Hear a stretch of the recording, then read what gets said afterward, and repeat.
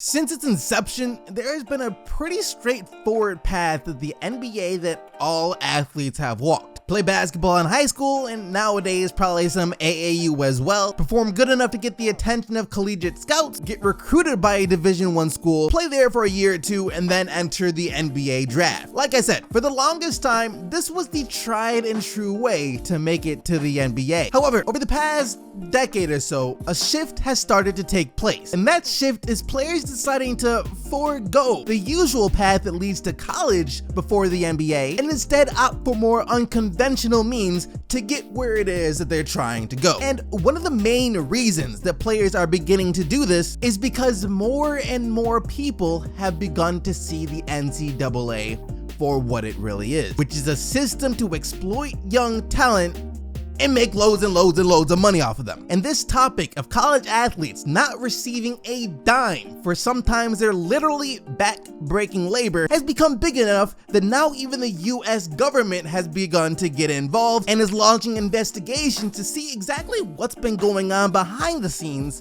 of one of America's longest standing traditions. For on the fields and courts, all we see are the victories and defeats. Young men and women giving it their all in order to pursue their dreams of playing sports professionally. Behind the scenes though, there has been a long running history of players being used like rags and then discarded once their usefulness has run its course. Whether it be players who were promised a free education for their services, graduating in massive piles of debt due to the school consistently reducing the amount of scholarship money that they are awarded every semester, or players who are forced to unenroll from the school after they suffer an injury playing the sport that will prevent them from further playing the sport, while also being stuck footing the medical bills for any injuries they receive since the schools aren't obligated to pay for those expenses. And an example of one of those players being Stanley Doughty, a 325-pound tank of an athlete who, after playing 3 successful seasons for South Carolina, decided it was time for him to throw his name in the NFL draft. And despite the fact that his name was never called during the draft, the Kansas City Chiefs still offered him a 2-year, $400,000 contract, which was huge because both Doughty and his family could have really used the money as they had been living in a trailer park their entire lives. However, when the Chiefs medical staff ran tests on Doughty to make sure that he was healthy enough to play for the team, they discovered that he was playing with a cervical spine injury, meaning that all it would take was one hit to the wrong place and Doughty would be 100% paralyzed for the rest of his life. So with that being the case, the Chiefs were left with no option but to void Doughty's contract. They couldn't sign him because obviously the dude can't play football. His football career ended. And this left Doughty and his family completely heartbroken. And as he began to reflect on the cause of the injury, Doughty remembered back to his first year playing for the University of South Carolina, when during practice he was left momentarily paralyzed after a head-to-head helmet-to-helmet collision with another player. The test that the university ran on Doughty though only showed that he suffered from something called mild congenital stenosis, aka which is a narrowing of the spine and a condition that most people are born with. So with that being the case, they told him that he was fine and that he could continue to play. However, this condition worsened a year later after Doughty took a second hit in a game against Knoxville, as doctors for the Chiefs pointed out that Doughty's spinal cord was in much worse condition after the second hit compared to the first, proving that this wasn't a condition that he was born with, but a condition caused by playing for the University of South Carolina. And in order to prevent the issue from getting worse, Doughty would have to undergo a $20,000 surgery. Now, clearly, neither Doughty nor his parents had enough money to pay for such a massive procedure. So seeing as to how this was an injury caused by playing for the school, their logical conclusion was to contact the school about paying for the operation. And Doughty's parents recall the times when their son was initially being recruited to play for the school and how the coaches assured them, should anything happen to their son, should anything go down,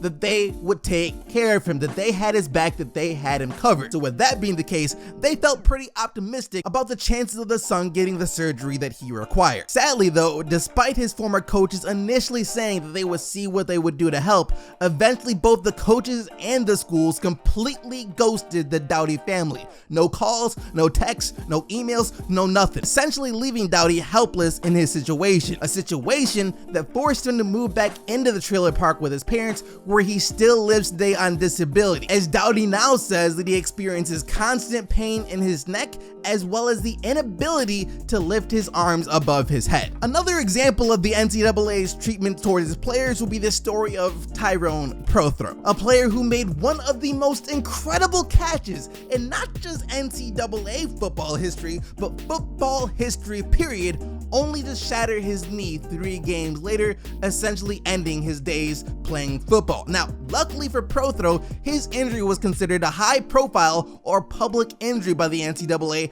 and those are the ones that they are going to cover. Because why? It would be a bad look for the NCAA if one of their players, especially a player like Tyrone Prothro, who just made a terrific catch, shatters his knee, and then doesn't get his surgery paid for. So the NCAA is going to cover those injuries as opposed to ones that happen to more minor players or ones that happen behind the scenes in, let's say, practice. However, despite this, Tyrone Prothro was never able to play again, and he now works a job 6 days a week that doesn't even require a college degree, which is a similar story to a lot of college athletes who graduate with degrees, especially for those who play football or basketball, as the degrees that they receive from their schools are pretty much meaningless. Look, for the past 2 decades now, universities have been enlisting their football and basketball players in classes that either mean little to nothing in the real world, such as the study of Swahili, or classes that literally do not exist. And for the classes that do exist and all students are required to take, such as gen ed classes, counselors will steer the players to teachers who would either be willing to change their grades or allow proxies to take the place of the actual student, aka writing their papers and providing them with answers to the exams, meaning that most athletes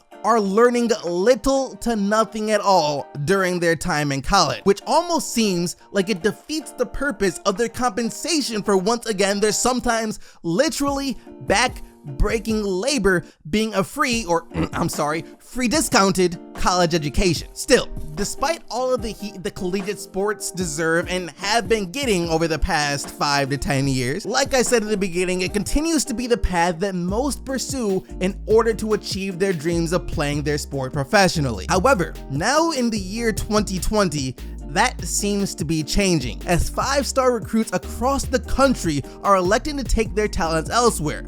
That place being the NBA's G League, where they will be able to work with professional trainers, coaches, play against elite level players, all while having guaranteed healthcare and, get this, actually getting paid for their services. And while this is great news, I wanted to take this time to mention a particular upcoming NBA player who had anything but the traditional pre-NBA basketball career. And that player is none other than projected lottery pick LaMelo Ball. Back in 2016, when the last name of Ball started sweeping across the nation, there was a lot of fuss and differing opinions regarding the family as a whole, but in particular regarding LeVar Ball due to his outlandish claims that he was making on a regular basis. See, while the highlights being plastered to the internet of his 3 sons dominating together in the high school level were good enough to get basketball fans excited about the prospects of their futures, LeVar saying that his sons were destined to become better players than the likes of Stephen Curry and LeBron James for sure rubs some people the wrong way. Still, despite drawing haters from every corner of the universe, the Ball brand started to gain momentum, as the family pretty much became celebrities overnight. Clothing brands, TV appearances, heck, their own TV show. There's no denying that their strategy to make the most out of what it was that they had worked. Now, of course, it hasn't been all sunshine and rainbows for the Ball family, as along the way, serious problems did start to emerge. And at some point, we thought the moves of the father, LeVar, were seriously putting his 2 younger sons in jeopardy of not reaching their ultimate goal, playing in the NBA. The main move being when we learned LeVar was unenrolling his middle son LiAngelo from UCLA and LaMelo from high school, and instead having them play overseas in Lithuania. Yeah, at the time, we thought this was complete suicide for their basketball careers. After all, they were bucking against the traditional system, the same system that had already landed the oldest Ball brother Lonzo in the NBA as a 2nd overall pick of the 2017 draft. And if the move seemed like career suicide before they even got to Lithuania, well, it wouldn't take too long before we started to see signs of the Ball empire burning to the ground almost overnight. As to say the Ball's family's time in Lithuania was merely a disaster would be a massive understatement. Despite this though, they pressed forward in creating their own path to the NBA, a path where they wouldn't have to put up with the crippling restrictions that the NCAA was trying to put on them. And while the middle son, LiAngelo, sadly did not make it to the NBA, the youngest son, LaMelo, made a big name for himself playing in the very competitive Australian Basketball League, averaging 17 points and 7 assists per game, showing enough promise to currently be projected as the number 2 pick in the upcoming draft, which pretty much aligns with where everyone thought he would be had he stayed in school and kept his commitment to attend UCLA. So, with his position heading into the draft seemingly being unaffected by the path that he walked, let's now take a look at the differences in how LaMelo Ball is going into the NBA now as opposed to how he would have been had he went to college. And I'm not even gonna hold you guys up on this one. The biggest difference is that the man's already loaded. The guy's pockets got swole. And that's because he was able to capitalize off his own name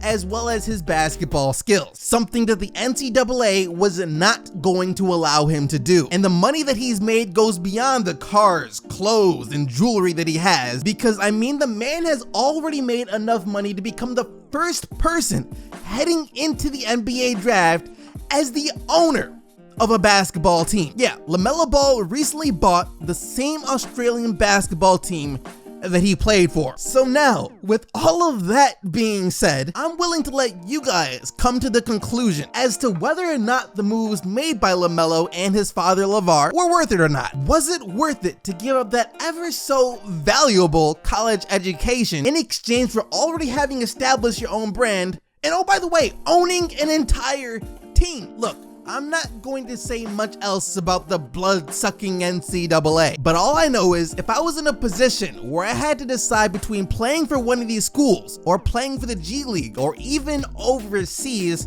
I'm choosing the G League or overseas every single time. It's simply the better option.